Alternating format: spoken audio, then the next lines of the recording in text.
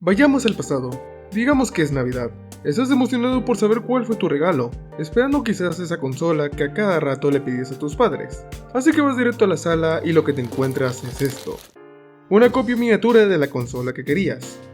Podría decir que lo bueno es que al menos era algo para jugar, pero con la resistencia de papel que tenía esta consola, quizás con suerte te duraría, digamos, una semana, o dos si tienes mucha suerte. Hoy toca ver la consola que casi todo el mundo tuvo, las Famicom. Por cierto, una mención a Milsanfroste04 por adivinar la temática del video. Para las personas que no saben lo que es, son una falsificación de la primera consola de Nintendo. Dejemos de lado la existencia de su versión de Pong. La Family Computer, o mejor conocida como Nintendo Entertainment System. Aunque a diferencia de otros competidores, esta podía ejecutar juegos de ambas versiones. La razón de su lanzamiento es debido a las ventas de la consola de Nintendo. Ya saben, lo típico cuando algo se vuelve popular. Por cierto, voy a intercalar entre ambos nombres, porque igual se hace pesado escuchar la palabra NES cada 30 segundos. Primero veamos sus orígenes. ¿De dónde salen estas copias? No existe una fecha o primer modelo de origen. Lo que más se conoce es que este tipo de consolas empezaron a circular a finales de los años 80. Uno de los primeros lugares donde empezó su fabricación fue en Taiwán, en 1987. Al inicio 3 empresas estaban involucradas, Taishin, Pusco y Huanqixiu. El primer avance aparece el 23 de abril con la salida de una patente para la PPU. ¿Qué es una PPU? Es la unidad de procesamiento de imágenes de la NES. Con ella se trabaja el apartado gráfico de la consola y su salida a la televisión. Esto no fue el único avance. También ese mismo año se filtró una patente para el diseño de una copia creada por Sainted. Pero esto terminó con varias demandas, desde la propia Sainted a otros competidores, y incluso Nintendo se metió en el asunto, aunque nadie ganó nada al final. Con el descubrimiento de este hardware, se empezaría la comercialización de varios modelos en julio de ese año, el IQ 180 y 201 de parte de Bit Corporation y TCE. Con la salida de estos, saldrían más competidores en los siguientes meses. Al inicio estas consolas no eran baratas, casi costaban lo mismo que una original. Esto se puede ver en la publicidad de uno de sus modelos de aquella época. Al ser una alternativa recién creada, aún faltaban un par de años para que se abarataran los costos. Para los siguientes años, Bit se encargaría de la exportación a nivel mundial de este tipo de consolas, comercializando modelos como el Bit 72 a países como México.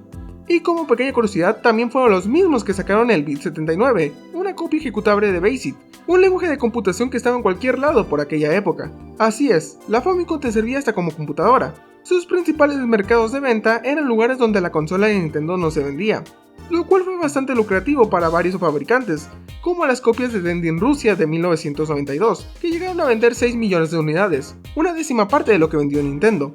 Así que mucha gente pudo disfrutar joyas como Super Mario Bros., The Legend of Zelda y sobre todo Somari.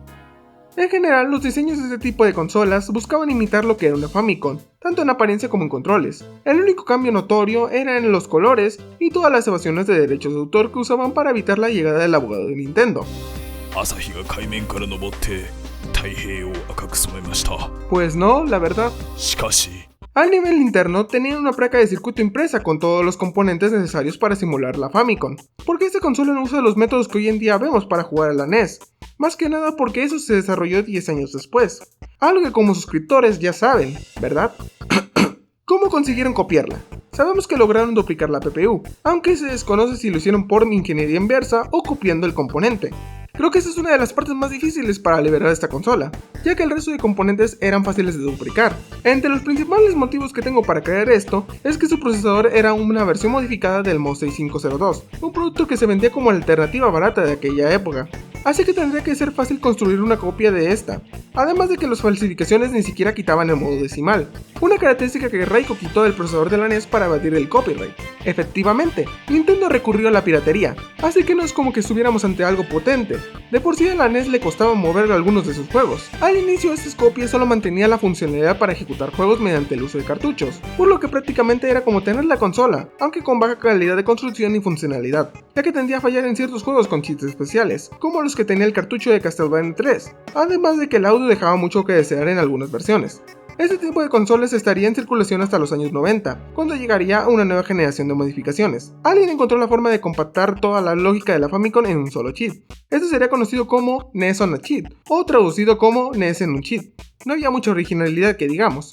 Al ser más compacta, daba pie a que los fabricantes crearan nuevos diseños. Ya no estaban limitados a crear una copia de la NES, ahora podrían hacerlo con el diseño de la Super Nintendo y la Genesis, que habían salido por esas fechas, y después con cualquier consola para engañar a las personas y así sacar más ganancias. Lo más interesante fue que agregaron las funciones de controles personalizados, como el botón turbo y el A más B. De aquí no tendríamos cambios hasta un par de años después, pero algo que hay que destacar es que en 1995 llegó la copia más reconocida, la Polystation, una versión disfrazada de la PlayStation 1 y posteriormente de la PS1, a la que le pusieron la caja de Nintendo 64 por alguna razón. Aprovechando que tocamos el tema de la Polystation, me gustaría contarles mi anécdota con ella. Me acuerdo que la recibí en Navidad, siento como una especie de déjà vu.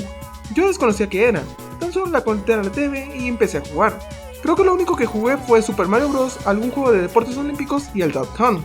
La consola solo me duró una semana, el primer día se rompió uno de los controles y el segundo dejó de funcionar. La verdad no le agarré casi nada de cariño, creo que tengo más recuerdos jugando con un Brick Game. Llegando a los 2000 nos encontramos con la última generación de este tipo de consolas, la época de las patentes. Como ya es obvio, la creación de este tipo de copias rompen varias normas, pero como la mayoría fueron creadas y distribuidas en territorios con leyes laxas de copyright, Nintendo no pudo tomar muchas medidas para eliminar su existencia, incluso terminando dando el visto bueno a varias falsificaciones, como la Hyundai Cowboy, una versión hecha para Corea del Sur. Hasta le dieron el visto bueno a un televisor que integraba una NES, aunque esto tarde o temprano terminaría, ya que para el año 2003 las patentes de la Famicom expiraron y en 2005 las de la NES, lo que dio pie a que Nintendo solo pueda demandar por el uso de la marca y derechos de autor.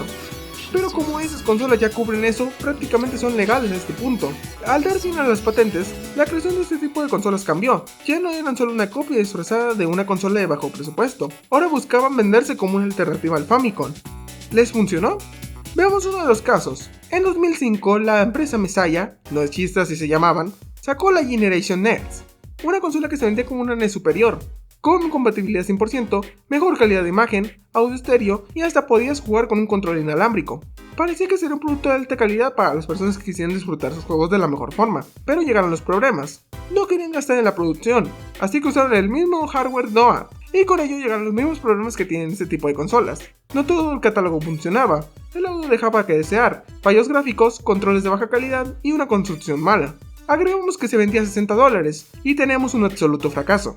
La idea no salió como se esperaba, además de que ya para la época de los 2000 la emulación se expandió, por lo que prácticamente esas consolas solo estaban para ser de complemento o usar la misma fórmula de venta, aunque hubo otro par de alternativas. Para este punto llevar la Famicom al área portátil era posible, por lo que salieron propuestas como la Pocket Fami, consola que Nintendo intentó demandar en 2004, pero con el fin de las patentes no consiguieron nada.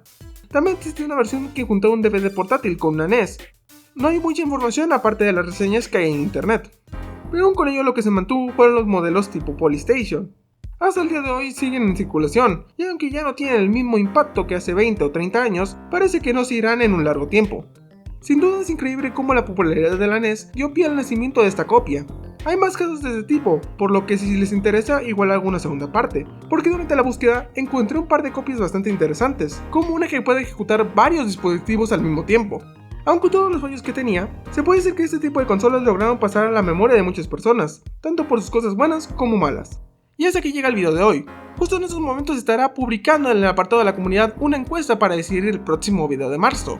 Si te interesa alguno de los temas, ve a votar, y lo más seguro terminaré haciendo un video de ello. Sin más que decir, me despido. Chao.